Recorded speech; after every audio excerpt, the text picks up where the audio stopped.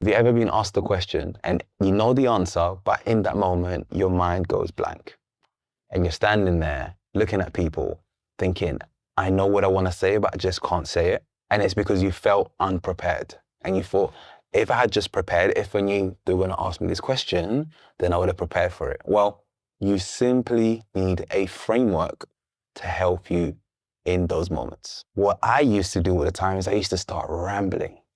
And I used to think, I don't know what I'm saying. I'm just going to keep talking and I'm hoping that what I'm saying will start making sense. And then I'll just stop. And then I'll ask the killer question. Does that make sense? And then people will just nod. But I know deep down that that makes no sense.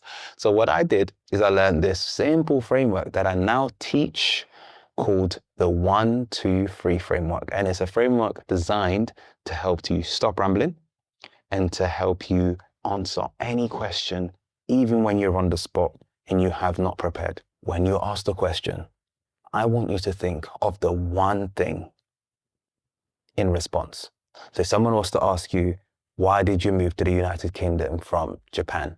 Well, the one thing about the UK is their universities. So this helps you, gives you structure to the answer that you're going to give.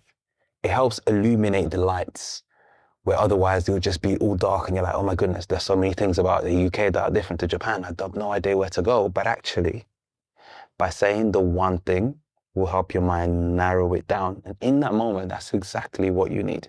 Because the information is there. You just need to help yourself with this framework. So you get asked a question. Another random question is, why did you buy a Mercedes? Well, the one thing about Mercedes is their reliability. So you go with 1. Following this, you give 2. Now, this isn't a strict thing on what those 2 things should be. Those 2 things can be anything to elaborate on the one point that you make. So the one thing about England is their universities. And these are the 2 main reasons why I love British universities. The first one is the wide range of options that I have. There are so many historic universities like Oxford, like Cambridge. And the second thing is their nightlife.